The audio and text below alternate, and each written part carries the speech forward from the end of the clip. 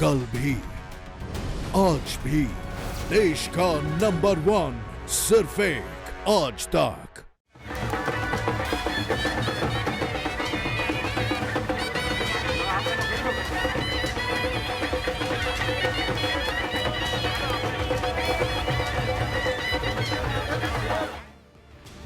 मराठी मूल के नेता सीआर पाटिल को जब से गुजरात बीजेपी का अध्यक्ष बनाया गया है, तब से वे गुजरात में 182 सीट जीतने का सपना देख रहे हैं।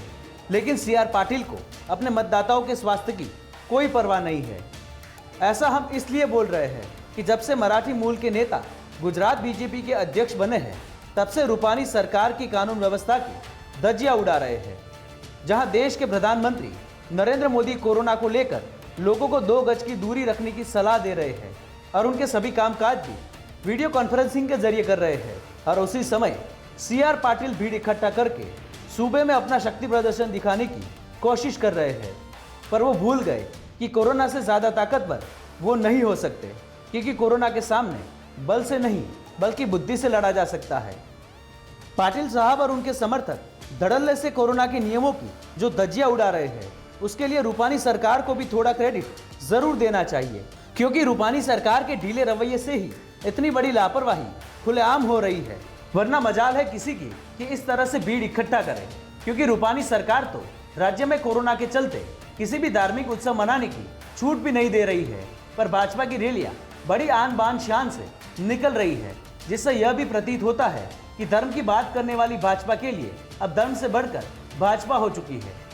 क्योंकि सालों से चली आ रही रथ यात्रा की परंपरा भी इस बार कोरोना के चलते टूट गई, और हाल ही में सौराष्ट्र के सबसे बड़े त्योहार जन्माष्टमी उत्सव को भी इस बार टाल दिया गया। वजह बताई गई कि भीड़ इकट्ठा होने से कोरोना का संक्रमण बढ़ेगा। तो यहाँ पर सवाल यह खड़ा होता है कि सोशल डिस्टेंसिंग की धज्जियां उड़ाकर आयोजित हो रही भाजपा की रैली से संक्रमण नहीं फैलेगा क्या? खैर, राज्य में जब कोरोना संक्रमण शुरू हुआ, तब सीएम विजय रूपानी ने एक निश्चित कौम पर कोरोना फैलाने का आरोप लगाया था। पर राज्य के हर एक जाति और धर्म के लोगों ने अपनी नैतिक जिम्मेदारी समझते हुए इस बार सारे त्योहार अपने घर पर रहकर ही सेलिब्रेट किए, सिवाय एक जाति के लोगों को छोड़कर, वो है राजनीतिक पार्टियों के लोग, चाहे वो कांग्रेस हो या फिर भाजपा। दोनों ही पार्टी के नेता अपनी राजनीतिक महत्वाकांक्षाओं को पूर्ण करने के लिए और आने वाले विधानसभा के उपचुनाव में जीत के लिए लोगों की जान के साथ खुलेआम खिलवाड़ कर रहे हैं।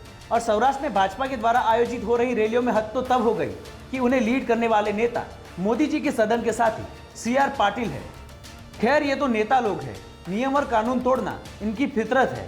पर जिनके जिम्मे कानून व्यवस्था को संभालने की जिम्मेदारी है, वो पुलिस तो नेताओं की सिक्योरिटी में लगी हुई है, जो आम लोगों से मास्क न पहनने पर 1000 रुपये का जुर्माना वसूल लेती है। पर उनकी हाजिरी में यहाँ कानून व्यवस्था की धज्जियां उड़ाई जा रही है। वैसे में यहाँ पर पुलिस क्या कर रही है, उस पर भी काफी सवाल खड़े होना लाजमी है।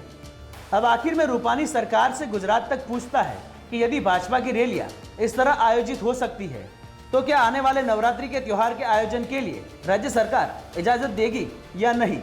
अब सरकार ही तय कर ले कि उनकी प्राथमिकता कौन है, भाजपा या फिर राज्य की 6 करोड़ जनता।